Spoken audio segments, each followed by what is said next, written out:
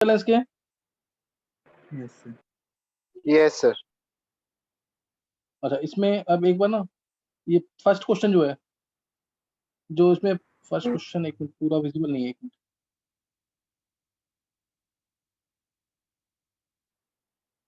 First question, चलो एक बार ये क्वेश्चन वैसे ही देख लेंगे। What is the value of n दिख रहा है इसमें? What is the value of n? Yes sir. हाँ, तो तुम्हें इसमें सोचना है वैल्यू ऑफ n क्या होगी। ये इनिशियल चीज देखी है, I1 I2 और I3 देखी है। I1 I2 I3 IE3 दे रखी है किसी एक एलिमेंट की। n कोई एक एलिमेंट है, उसका एटॉमिक नंबर है। कोई एलिमेंट है, उसका एटॉमिक नंबर n है, फिर अगले का n+1 है। समझ गए कि नहीं? है इस तरह से दे रखे हैं एटॉमिक नंबर। तो बताओ इसमें n की वैल्यू क्या होगी। ये पहला क्वेश्चन था। ये पेपर 2 है, सही ना? IIT एडवांस जो पेपर 2 हुआ था वो पेपर है ये।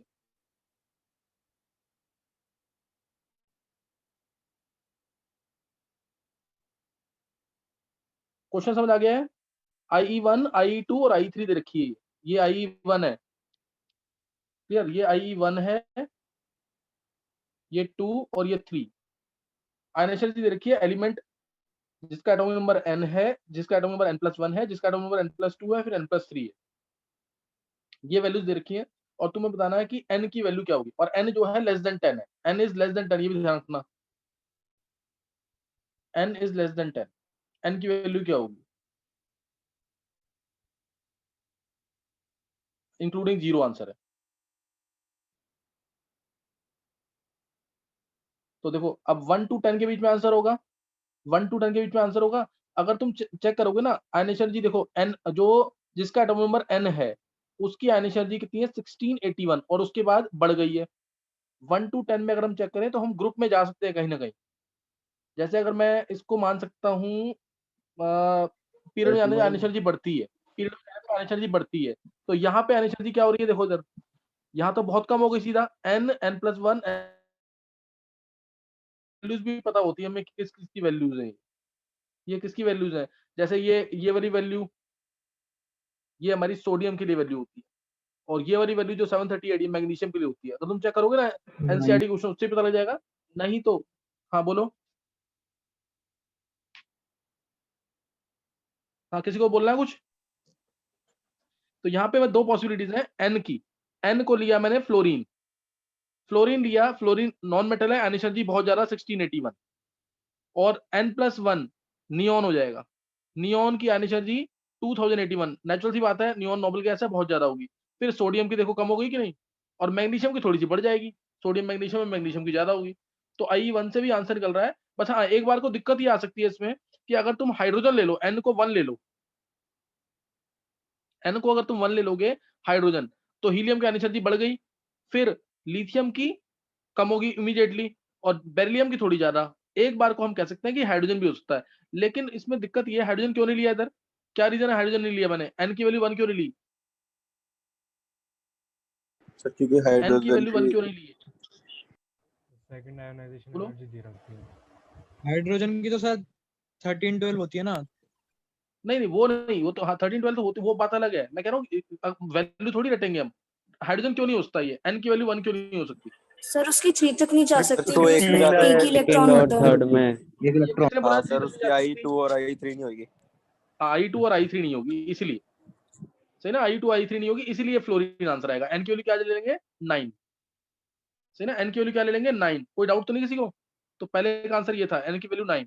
इजी क्वेश्चन था, देखते हुए होना चाहिए क्वेश्चन। ये इतनी प्रैक्टिस करवाई हुई है इसकी पीरियोडिक के अंदर। n = 9 आएगा इसमें। नेक्स्ट क्वेश्चन जो है, consider the following compounds in the liquid form. ये लिक्विड फॉर्म में कंपाउंड्स दे रखे हैं, और बोला इसके अंदर कि when A charge com is brought near it. Charge com को जब लेके आएंगे तो क्या होगा? चार्ज कॉम है तो वो किसको अट्रैक्ट करेगा अपनी तरफ? कौन कौन सा अट्रैक्ट होगा? चार्ज कॉम जब पास आएगी तो कौन सा अट्रैक्ट होगा? चार्ज कॉम को लेके आएंगे तो कौन से मॉलिक्यूल्स हैं जो अट्रैक्ट होंगे? ये चार्ज कॉम इस तरह से दिखा रखा है, मतलब फिगर दे रखी है नीचे। ये चार्ज कॉम है, स्प्रे किया एलिमेंट्स को, ये कॉम है इस तरह से मान लो, और इधर से स्प्रे किया तो क्या कौन से पार्टिकल्स अट्रैक्ट होंगे? जो जो कि पोलर होंगे। पोलर कौन से हैं? HF पोलर है, डायपोल मोमेंट है इसकी। H2O पोलर है, बेंट मॉलिक्यूल होता है, डायपोल मोमेंट है इसकी। NH3 पिरामिडल है, डायपोल मोमेंट होगी इसकी भी। H2O2 पोलर होता है। CCl4 नॉन पोलर है, नेट डायपोल मोमेंट इसकी 0 होती है। CHCl3 पोलर है, कुछ डायपोल मोमेंट होगी। बेंजीन नॉन पोलर है और C6H5Cl पोलर है। तो 6 पोलर है, तो 6 मॉलिक्यूल्स अट्रैक्ट होंगे। समझे कि नहीं है? नहीं क्लियर हुआ? हो गया सर। हो तो गया ये सर। सिंपल सा क्वेश्चन था, बस क्वेश्चन का मीनिंग समझना था। क्वेश्चन ने पूछा क्या है, इनमें से कितने पोलर है? तो 6 पोलर है, 6 पोलर आर देयर। सही ना? 6 पोलर पूछा था इसने। नेक्स्ट देखेंगे।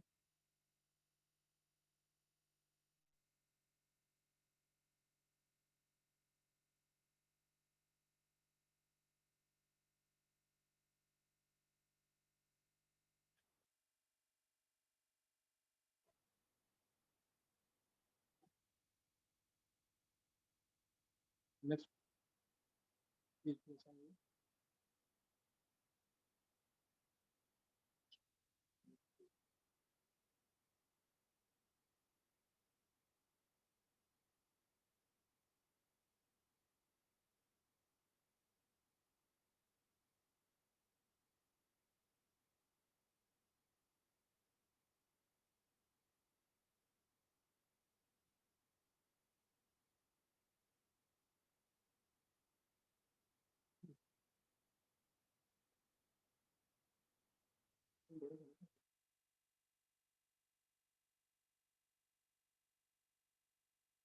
चलो इसी में देखेंगे। इसमें थोड़ा छोटा हो जाएगा। दिख रहा है सबको कि नहीं? Question third yes sir, clear है।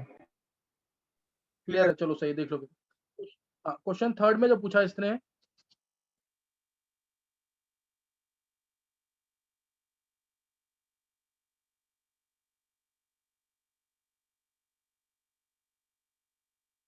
हाँ क्वेश्चन थर्ड में जो पूछा है, इसमें बोला कि MnO4 negative plus I minus, MnO4 negative plus I minus जो रिएक्शन होगी वीकली बेसिक मीडियम। मीडियम क्या है? बेसिक। वीकली बेसिक मीडियम है। What is the number of moles of I2 released for 4 moles of KMnO4?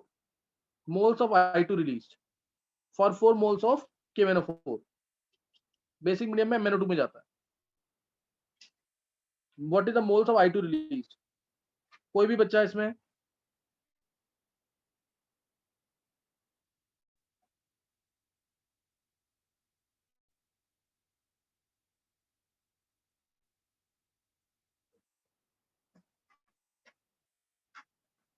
बोलो क्या आएगा answer? तो 0 है ना? सर 2। 2 आंसर। चलो और कोई? तो 0 देखो, जीरो किसने बोला है? जीरो किसने बोला है? किसने बोला है? देखो, milliequivalents of KMnO4 is equal to milliequivalents of I2। अगर हम इससे चाहें तो इससे भी हो सकता है। क्वेश्चन KMnO4 क्या है? KMnO4 इसका मोल्स दे रखा है 4 इंटू एन फैक्टर इसका जाएगा यहाँ से यहाँ 3, 4 into 3 into number moles into n factor into 1000। Milliequivalents of I2 के मिलिकुलेंट्स क्या होंगे? निकालने हैं नंबर मोल्स इसके। I2 का एन फैक्टर 2, तो यहाँ से क्या आ गया? N=6 आ गया सीधा। एक पॉसिबिलिटी तो ये, अगर हम I माइनस को I2 में माने, नहीं तो तुम्हें अगर ध्यान होगा, एक क्वेश्चन मैंने कराया क्लास में और मैंने तुम्हें बोला था बहुत बार IIT में पूछा है। I माइनस बेसिक मीडियम में किसमें जाता है? आयोडेट के अंदर। Yes sir. आयोडेट में अगर जाएगा तो आंसर इसका आएगा 0। मेरे अकॉर्डिंग आंसर इसका 0 होना चाहिए, ठीक है ना? 0 आंसर आना चाहिए इसका। बेसिक मीडियम में अगर लें, वीकली बेसिक मीडियम में ये क्लियरली मेंशन्ड है DNF ब्लॉक के अंदर। वीकली बेसिक मीडियम होता है तो I माइनस जाता है IO3 नेगेटिव में, तो आंसर शुड बी 0 आंसर आना चाहिए इसका। समझिए कि नहीं है? और मीडियम अगर एसिडिक होता है तो आंसर आएगा 6। तो ये क्लियर हो गया होगा तुम्हें। नेक्स्ट देखेंगे।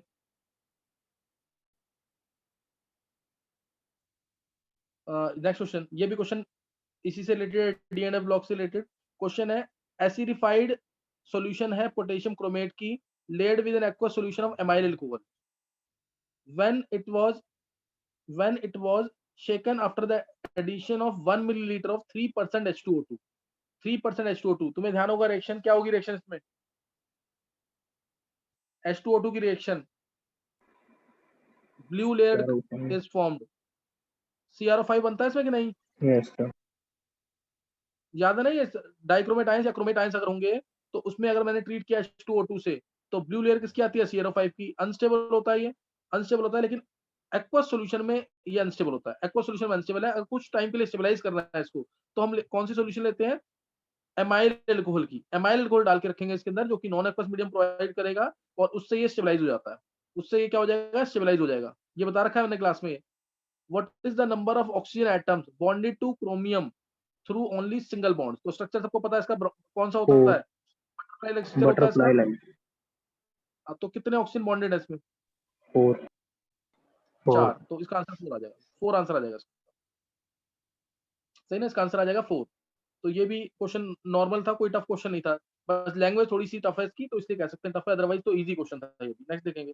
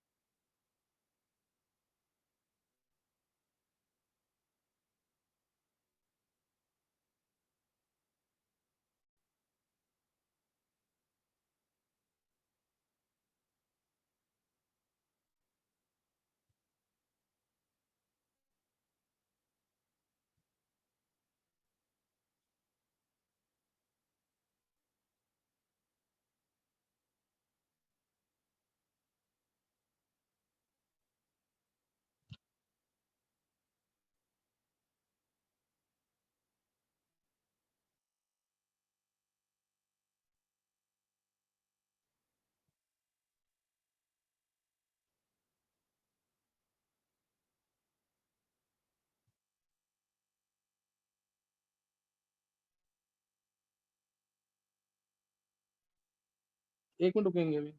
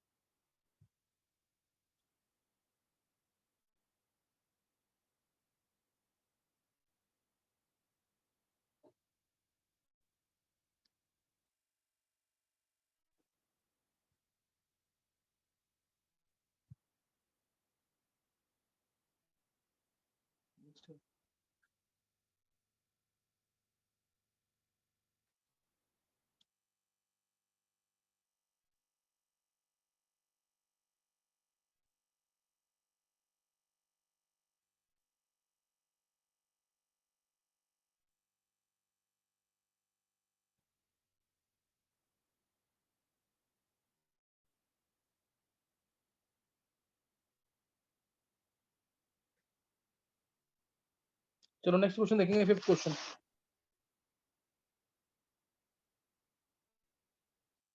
सिक्स क्वेश्चन देखेंगे एक बार। The structure of a peptide is given below. Structure मिल गया पेप्टाइड का।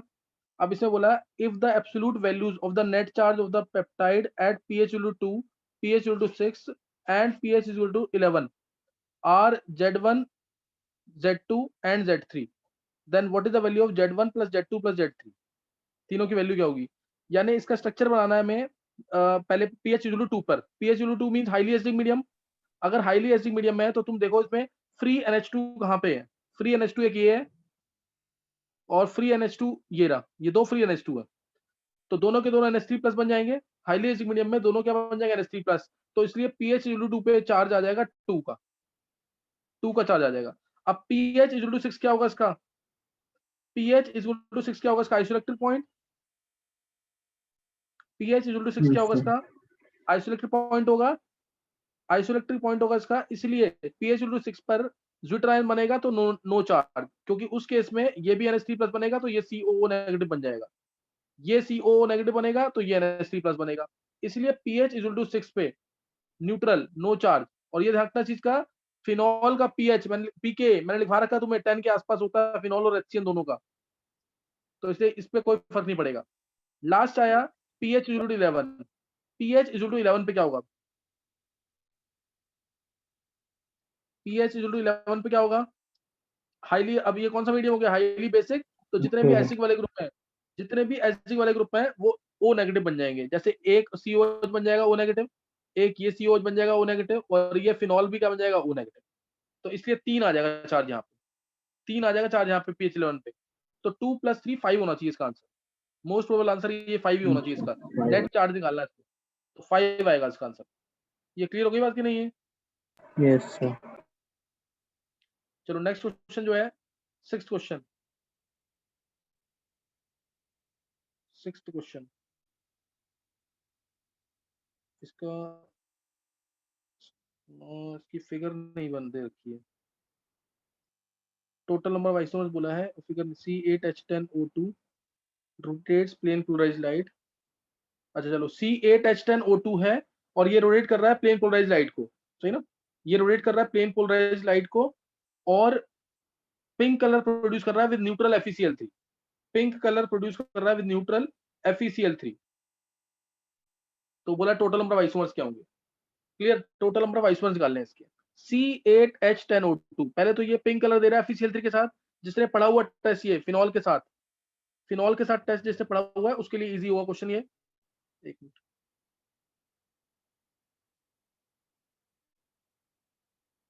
फिनॉल के साथ अगर टेस्ट पढ़ा हुआ, फिनॉल प्लस FeCl3 क्या देगा? C6H5O whole thrice Fe। ये आती है पिंक और वायलेट कलरेशन बोलते हैं इसको। वायलेट कलरेशन क्या है? या पिंक बोलते हैं, लाइट पिंक कलर रहता है इसमें, तो ये भी दोनों बोल सकते हैं। तो अब इसने बोला क्या क्या कहते हैं, हालांकि हम एसिड के केस में भी लाइट पिंक कलर या कलरलेस या फिर बफ कलर भी लाइट पिंक या स्किन कलर होता है, एसिड के केस में भी बोलते हैं। लेकिन इसने बोला टोटल नंबर ऑफ, ये रोटेट कर रहा है प्लेन पोलराइज्ड लाइट को। अगर मैं एसिड वाला पार्ट लूंगा तो इस टाइप का रोटेशन नहीं हो पाएगा, यानी ये कंपाउंड जो है, ऑर्गेनिक कंपाउंड जो ऑप्टिकली एक्टिव है। ऑप्टिकली एक्टिव क्यों है? Because it is rotating PPL, plane polarised light को ये रोटेट कर रहा है, इसलिए क्या होगा? ये ऑप्टिकली एक्टिव, इसलिए इसको फिनोलिक कंपाउंड लेना पड़ेगा। क्या लेना पड़ेगा? Phenolic compound. क्लियर, इसको हम फिनोलिक कंपाउंड लेंगे। और कौन सा फिनोलिक कंपाउंड होगा ये? जिसमें 2 OH ग्रुप होंगे। जिसमें क्या होगा? 2 OH ग्रुप। ध्यान देंगे ये इस तरीके से, एक OH तो लगाना ही पड़ेगा क्योंकि ये फिनॉल है। अब बचा हुआ क्या पार्ट है? बचा हुआ 2 कार्बन है इसके अंदर, 5 हाइड्रोजन, 2 कार्बन है और 6 हाइड्रोजन हो जाएंगे एक तरह से, और 1 ऑक्सीजन। और वो हम कहीं पे भी लगा लें उसमें अभी कार्य सेंटर नहीं है इसके अंदर। अभी मैंने फिनॉल क्यों लिया? क्योंकि ये पिंक कलर दे रहा है FeCl3 के साथ, इसलिए फिनोलिक फॉर्म लेना पड़ेगा। अब 2 कार्बन बचे हैं और 1 ऑक्सीजन। इसको मैं ऐसे नहीं लिख सकता, क्यों? क्योंकि ये ऑप्टिकली एक्टिव नहीं होगा। हमें बनाना है इसको ऑप्टिकली एक्टिव, यानी कार्य सेंटर होना चाहिए। क्या होना चाहिए? एक कार्य सेंटर। इसलिए मेरे को इसको किस फॉर्म में लेना पड़ेगा? कार्य सेंटर इसके साथ जरूर होना चाहिए। तो ये आ गया ऐसे CHOH CH3। CHOH CH3। अब इसमें ये आ गया कायरल सेंटर, तो इसलिए ये कितने आइसोमर्स हो गए? 2, क्योंकि इसकी मिरर इमेज मिलेगी, इसकी मिरर इमेज मिलेगी। ऑप्टिकल आइसोमर्स पढ़ेंगे तो पता लग जाएगा। कायरल सेंटर ऐसा सेंटर जिसकी चारों वैलेंसीज डिफरेंट है, तो इसलिए एक बार ये ऑर्थो पे आएगा तो 2 आइसोमर, एक बार ये मेटा पे आएगा तो 2 आइसोमर, और एक बार ये पैरा पे भी आएगा तो भी 2 आइसोमर। इसलिए आंसर 6 होना चाहिए इसका, समझ गए नहीं? तो इसका आंसर 6 आना चाहिए। नेक्स्ट देखेंगे,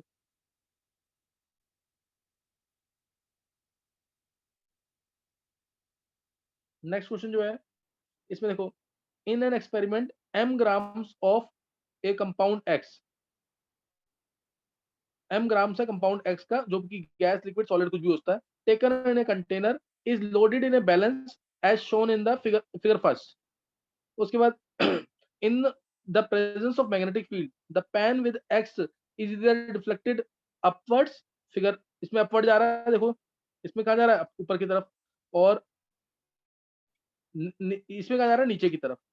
वो एक जगह ऊपर जा रहा है मैग्नेटिक फील्ड के अंदर, और एक बार ऊपर जा रहा है। तो मैग्नेटिक फील्ड में किसका वेट बढ़ता है, क्या बोलते हैं, किसका वेट इंक्रीज हो जाता है मैग्नेटिक फील्ड के अंदर?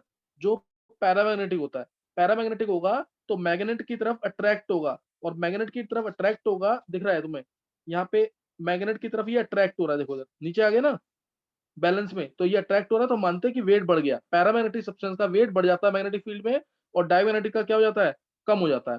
इसीलिए जो पैरामैग्नेटिक होगा उसका डाउनवर्ड होगा डिफ्लेक्शन, यानी नीचे की तरफ होगा, इधर नीचे की तरफ डिफ्लेक्शन होगा, और जो डायमैग्नेटिक होगा उसका ऊपर की तरफ होगा। तो अब रीड कर लेते हैं इसको। अब देखो इधर फिर बोला इसने, if x is H2O deflection of the pan is upwards. x H2O तो डायमैग्नेटिक होता है, सबको पता है, कोई अनपेड इलेक्ट्रॉन नहीं है, तो इसलिए अपवर्ड्स बिल्कुल सही है ये। If x is H2O then deflection will be upwards, बिल्कुल सही है। अगर x H2O है तो H2O डायमैग्नेटिक होता है, डायमैग्नेटिक है तो रिपेल होगा मैग्नेटिक फील्ड के अंदर, इसलिए ऊपर की तरफ जाएगा, तो ये सही है लाइन है। If x is K4 efficiency 6, K4 efficiency 6 जिसने कोऑर्डिनेशन पढ़ा हुआ उसको पता होगा, ये आयरन की स्टेट +2 है इसमें, तो ये हो गया आर्गन 3d6, आर्गन 3d6 हो जाएगा। Argon 3d6 means back pairing हो जाएगी, बैक पेयरिंग होगी, इसका मतलब कोई अनपेड नहीं, 6 इलेक्ट्रॉन ऐसे भर जाएंगे। पता नहीं, ये स्ट्रॉन्ग फील्डिंग है इसमें CN, तो ये बैक पेयरिंग कर देता है, बैक पेयरिंग करेगा तो कोई अनपेड नहीं बचेगा, तो ये भी डायमैग्नेटिक है, इसलिए ये भी सही होगा। अब ऊपर की तरफ ही जाएगी, ऊपर की तरफ ही जाएगा सब कुछ, तो दूसरा ही आ जाएगा। If x is O2 deflection of the pan is downward, बिल्कुल सही बात है। O2 तो पैरामैग्नेटिक होता है क्योंकि इसमें 2 अनपेड इलेक्ट्रॉन होते हैं, किसमें? Anti bonding pi star molecular orbitals के अंदर, इसलिए ये कहां जाएगा?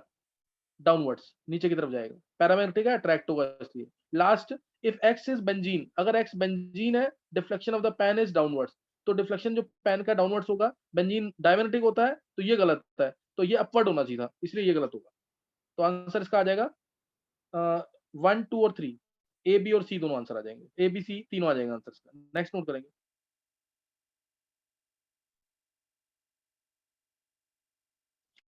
8th question, which the following plots is are correct for the given reaction. देखो तो इसमें काइनेटिक चैप्टर का क्वेश्चन है ये, और ऑर्गेनिक के साथ मिक्स कर रखा है। ये रिएक्शन कौन सी होगी? जिसने ऑर्गेनिक थोड़ा सा पढ़ा हुआ है तो ये पता होगा उसको, alkyl hide chapter specially, alkyl SN1 mechanism है ये मैकेनिज्म है SN1, क्योंकि कार्बोकटायन बनेगा इसके अंदर, स्टेबल होगा, कार्बोकटायन इसके अंदर स्टेबल होगा। एल्काइल में टर्शियरी कार्बोकटायन बन रहा है, Br हटने के बाद टर्शियरी कार्बोकटायन बनेगा जो कि स्टेबल होता है, इसलिए मैकेनिज्म है SN1। तो इसका रेट दिया जाता है कैसे? रेट इसका कैसे क्या होता है? K into R concentration K into RX, यानी फर्स्ट ऑर्डर रिएक्शन है, पावर 1 है, therefore it is first order reaction, clear? It is first order reaction. तो फर्स्ट ऑर्डर रिएक्शन में सबको पता है T हाफ होता है 0.693 by K, T half is equal to 0.693 by K, therefore T half is independent of initial concentration, तो पहली statement true है। T half is independent of initial concentration, तो पहली स्टेटमेंट ट्रू है। सेकंड बोला इसने initial rate proportional to P naught, ये independent है, ये तो गलत है। इनिशियल रेट ये रहा, ये RX के डायरेक्टली प्रोपोर्शनल है, Y टू MX की फॉर्म है, तो लाइन आनी चाहिए थी कहां से? ओरिजिन से पास होती हुई, इस टाइप से आना चाहिए था, तो ये गलत हो जाएगा। तीसरा इसने बोला Q by P naught, Q हमारा है प्रोडक्ट, Q क्या है? प्रोडक्ट, Q प्रोडक्ट है बाय P नॉट, यानी प्रोडक्ट का कंसंट्रेशन टाइम के साथ साथ बढ़ रहा है, बढ़ तो रहा है, बिल्कुल सही है, लेकिन ये इनफाइनाइट तक तो नहीं जाएगा ना, ये इनफाइनाइट तक तो नहीं जाएगा क्योंकि ये तो ऊपर ही जाता जा रहा है, इसके अकॉर्डिंग कर्व ऐसे बनाया है इसने, ये दिस इज नॉट पॉसिबल, ये ऊपर नहीं जाएगा, जाता जा रहा है ऊपर, समझ नहीं है, तो ये पॉसिबल नहीं होगा, इनफाइनाइट तक कर्व नहीं जाएगा, इसने कर्व ये बनाया हुआ है ऐसे, प्रोडक्ट वर्सेस टाइम का, तो ये इनफाइनाइट तक नहीं जाएगा, कर्व जो बनना चाहिए था ना वो ऐसे बनना चाहिए था इसका, ये वाला इस टाइप से बनता तो सही था, तो इसलिए ये भी गलत है। फिर फोर्थ पॉइंट देखेंगे, फोर्थ पॉइंट बोला natural log of p by p naught, natural log p by p naught means natural log of a upon में a minus x versus time का कर्व, ये भी देखते हैं एक बार। देखो natural log of p by p naught ये ऐसे आएगा, k जो होता है हमारा वो होता है 1 by t natural log of a upon में a माइनस x, यानी p नॉट बाय p, ये होता है, ये सबको पता होगा, इनिशियल बाय फाइनल, ये पता है ना formula, k equal to 2.303 by t log of a upon में a माइनस x, ये होता है। तो kt क्या आ जाएगा इसका, kt आ जाएगा natural log of p naught by p, अगर मैं इसको p बाय p नॉट लिखता हूं तो क्या हो जाएगा, ये नेगेटिव हो जाएगा, नेगेटिव हो जाएगा, तो नेगेटिव यानी ये कर्व तो नहीं बनेगा ना, y इक्वल x की फॉर्म तो नहीं है, y इक्वल क्या हो गया एक तरह से माइनस mx, तो ये कर्व नहीं बनेगा, इसलिए ये भी गलत है, डी भी गलत है। तो ये इस देखो मल्टीपल करेक्ट था लेकिन आंसर सिर्फ इसका ए है, मल्टीपल करेक्ट था, आंसर सिर्फ ए है इसका। नेक्स्ट देखेंगे 9th question, 9th question, which the following statements is are true for the extraction of aluminium from bauxite, extraction chapter का क्वेश्चन है, मेटलर्जी का, मेटलर्जी का क्वेश्चन है। ए ऑप्शन, ये A option, hydrated alumina precipitates when CO2 is bubbled through a solution of sodium aluminate, hydrated alumina precipitates when CO2 is bubbled through a solution of sodium aluminate, ये true है false है, true, ये तो reaction पड़ी होगी सब लोग, extraction में CO2 डालते हैं, CO2 डालते हैं तो क्या मिलता है Al2O3 डॉट XH2, याद है ना, यस सर, हाँ Al2O3 डॉट XH2, फिर इसको हीट करते थे हम किस पे 1473 केल्विन पे, याद आया कि नहीं, ये 1473 केल्विन पे हीट करते थे, एक मिनट, Al2O3 डॉट XH2 मिलता है, इसको हीट करते थे 1473 केल्विन पे, तो मिल जाता था हमें Al2O3 प्योर फॉर्म में, तो ये तो कर रखा है तुमने, इसलिए पहले स्टेटमेंट ट्रू है बिल्कुल। दूसरा पॉइंट है एडिशन ऑफ Na3AlF6 यानी cryolite lowers the melting point of alumina, ये भी सही है, पहला Yes, सही sir. दूसरा भी सही, वो तो करता ही है, कंडक्टिविटी को बढ़ाता है एल्यूमिना की और मेल्टिंग पॉइंट को लोअर कर देता है। फिर CO2 is evolved at the anode during electrolysis, ये भी तुम्हें ध्यान होगा, carbon why anode is made as graphite, क्योंकि वो O2 माइनस को दोबारा एल्यूमिनियम से कंबाइन नहीं होने देगा, CO+2 इलेक्ट्रॉन बनाएगा या C+2O2 नेगेटिव, याद आ गया कि नहीं, ये CO2+4 इलेक्ट्रॉन बनाएगा, ये एनोड पे रिएक्शन होती थी, why graphite is taken as anode, तो ये भी सही है इसके अंदर। फोर्थ है cathode is a steel vessel with a lining of carbon, ये तो होता ही है, कैथोड क्या होता है, ये भी कार्बन का होता है, एनोड भी कार्बन का होता है, तो ये भी सही है, चारों सही थे इसके।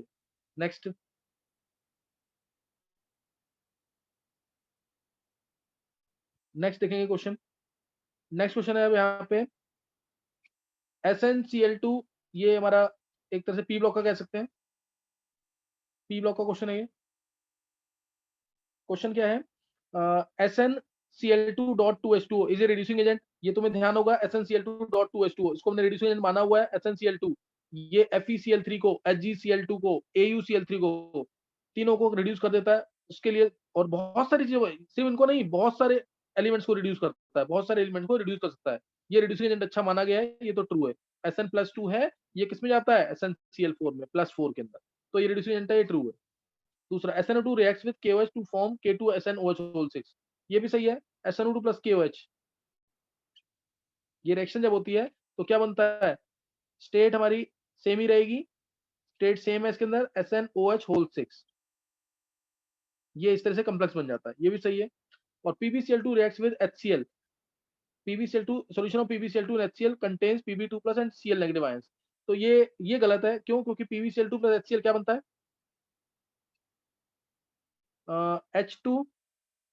H2PbCl4, ये कॉम्प्लेक्स बनता है, तो जब कॉम्प्लेक्स बन गया तो क्या Pb+2 आयंस बाहर निकल सकते हैं, तो इसलिए ये गलत हो जाएगा। फिर लास्ट है the reaction of Pb3O4 with hot and dilute HNO3 acid to give PbO2 is a redox reaction. To give PbO2 is a redox reaction. देखो Pb3O4 है, ध्यान देंगे Pb3O4 यानी 2PbO डॉट PbO2, यही होता है ना, रेड लेड कहते हैं इसको, सिंदूर जो होता है वही फॉर्मूला इसका, 2PbO plus dot PbO2, this is Pb3O4 which is a mixed oxide reacts with dilute HNO3. dilute HNO3 से रिएक्ट करेगा तो जो PbO है ये रिएक्ट करता है, PbO2 रिएक्ट नहीं करता। इसको तुम कह सकते हो कि PbO2 कम बेसिक है, ज्यादा कम बेसिक है, रिएक्शन जितनी भी देखोगे तो PbO2 एज इट इज मिलता है इसके अंदर। और दूसरा PbO जो है जो ज्यादा बेसिक है और क्या कहते हैं, और PbO2 जो है Pb की स्टेट यहाँ +4 है, हालांकि स्टेबल कम होती है लेकिन O के साथ और फ्लोरीन के साथ Pb+4 में स्टेबल होता है, तो ये मिलेगा। और जो ज्यादा बेसिक PbO है वो रिएक्ट करेगा डाइल्यूट HNO3 से और बनाएगा PbNO3 होल ट्वाइस। तो ये एसिड बेस रिएक्शन होती है, रिडॉक्स रिएक्शन नहीं होती। PbNO3 होल ट्वाइस मिल जाएगा, तो ये एसिड बेस रिएक्शन है, रिडॉक्स रिएक्शन नहीं है। तो ये भी तुमने पी ब्लॉक के अंदर किया हुआ है। नेक्स्ट नोट करेंगे 11th क्वेश्चन।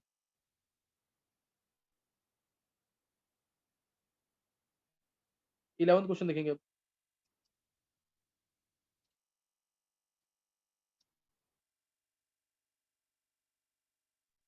11th वाले बच्चों को नहीं समझ आएगा क्योंकि उन्होंने नहीं किया हुआ है। 11th वाले बच्चे जिन्होंने ऑर्गेनिक की हुई है उनको फिर भी कुछ समझ आ जाएगा, ऐसा नहीं कि बिल्कुल समझ नहीं आएगा। तो 11th जो क्वेश्चन है, 4 कंपाउंड दे रखे हैं, एनिलीन, एनएन डाइमिथाइल, फिर ये 2 दे रखे हैं नाइट्रो कंपाउंड्स। तो इसमें तुम्हें पहले बताना है ऑर्डर ऑफ बेसिसिटी। बिना क्वेश्चन देखे अगर हम क्या करें, ऑर्डर ऑफ बेसिसिटी, तो जो 4th कंपाउंड है इसमें SIR लगेगा कि नहीं? 4th compound Yes, sir. और SIR लगते ही बेसिक कैरेक्टर क्या हो जाता है? इंक्रीज NO2 ये है ना, तो इसलिए इसका बेसिक कैरेक्टर सबसे आ रहा है क्योंकि इसमें SIR लग रहा है। क्योंकि इसमें SIR लग रहा है, 4th मोस्ट बेसिक होना चाहिए। 4th क्या होना चाहिए? Should be most basic. उसके बाद आ गया N सेकंड वाला कंपाउंड जिसमें सिर्फ NMe2 है, जिसमें सिर्फ क्या है? NMe2